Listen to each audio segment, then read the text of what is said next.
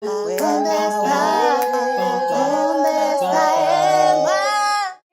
Soy Eva del Aire. Welcome back to my channel. So since I decided to start on this Eva del Aire journey, one of the questions that I've gotten the most frequently is, what inspired your love of travel?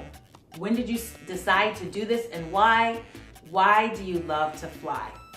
Every time people ask me that question, I point back to the same experience. So my first travel experience, I was 19 years old when I got my first passport stamp. I was heading to Spain to study abroad for 5 months. And let me tell you, I was feeling myself, okay? I had studied Spanish for 2 years in school. I got all A's. I was working for the Spanish teacher. I was tutoring other students in Spanish. If you let me tell it, I was already an expert. I didn't even need to study abroad. I was just going for the experience.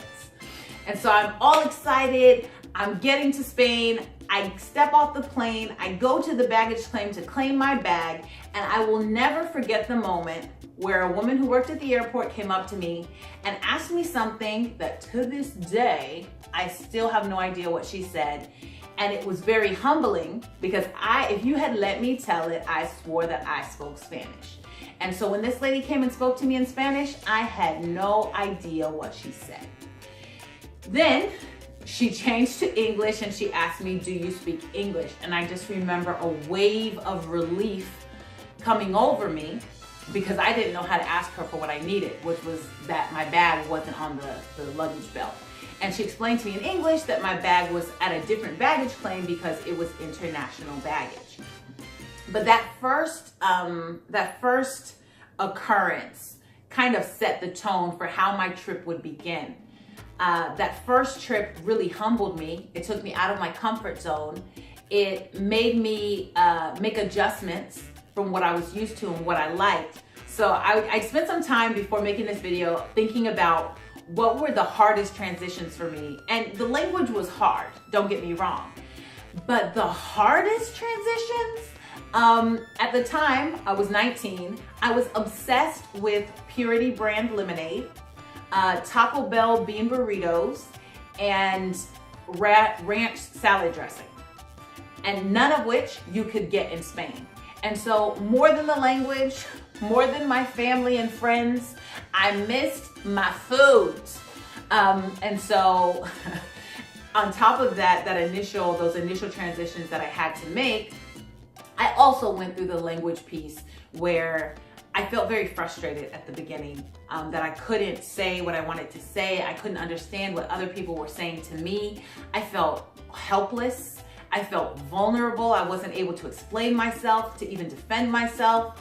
And I felt like I really wasn't able to connect with people because my personality couldn't shine through, right? So I was trying to speak a new language, a language that wasn't mine, and I was making some progress, but not as fast as I would hope. And so that initial period, that first month or so, was very, very difficult. But time continued. I was there for 5 months, and as time passed, I started to feel more confident in my new language, okay? I started to find new things that I loved and enjoyed.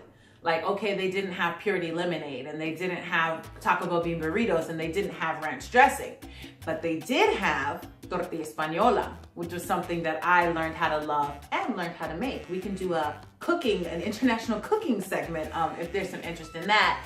I learned about mosto, which is a delicious drink. Every time I go to Spain, I bring back several bottles with me. I learned about paella, which is a specialty in Valencia where I was studying. I learned about tapas, which are delicious and varied and so amazing. And so little by little, the things that I was holding on to that I missed so much began to be not replaced, but kind of equaled by other things that I was learning to love and that I was discovering. And so it was hard at first to not be able to express myself, to feel that vulnerability, to feel that frustration. But ever since then, no me han podido callar, let me tell you. I didn't know how to talk at the beginning, pero desde entonces yo sigo hablando hasta que la gente se canse, porque yo no me canso nunca. Yo hablo español hasta no cansarme. And so when I think about those moments, people ask me, did Spain change you? And Spain didn't just change me. Spain changed everything. So when I think about that first experience and how that inspired my love of travel, I also think about the things that travel has given me since that time. So travel has allowed me to meet some of my closest friends. Travel has introduced me to new languages and new cultures. It has allowed me to connect with people and to try new and delicious food. Travel put the world at my fingertips. And ever since then, whenever I travel, I learn a little bit more about myself, about how I adapt to change, about things that I can discover and like and dislike. I grow a little bit more as a person because I'm outside of my comfort zone. And so I'm having to adapt and change to new circumstances. And so my ultimate travel goal is to travel to every country in the world. And I hope that by the end of that process, I will have learned so much and grown so much that I'll be the best version of myself. So what do you say? Are you down for the journey? I sure hope so. Let's do this. A volar.